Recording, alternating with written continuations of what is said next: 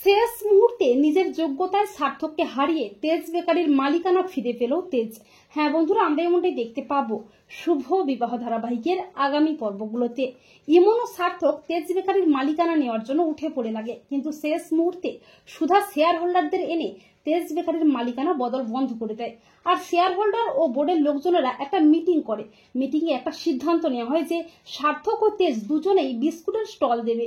একদিনে যে বেশি ইনকাম করে দেখাতে পারবে তার হাতেই তেজ বেকারির মালিকানা তুলে দেওয়া হবে। এরপর শর্ত মতো সার্থক ও তেজ দুজনেই বিস্কুটের স্টল দেয়।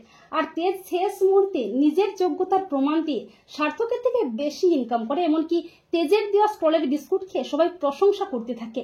এরপর বোর্ডের লোকজনেরা সবাই মিলে তেজকে যোগ্য মনে করে তেজের হাতেই তুলে দেয় তেজ বেকারির দায়িত্ব। আর সার্থক ও হিমন্ত প্রচন্ড খেপে যায়, সবাই মিলে আনন্দে মেতে ওঠে। ঠামি বলে, সুধা, তোমার জন্যই আমরা বসু মল্লিক বাড়ি ও তেজ বেকারিকে ফেরত পেয়েছি। এরপর সবাই মিলে সেলিব্রেট করার জন্য কেক কাটার আয়োজন করে। সবাই মিলে আনন্দে মেতে ওঠে। আর তেজ সমস্ত অভিমান ভুলে সুধা ও তরিকে নিয়ে একসাথে কেক কাটে।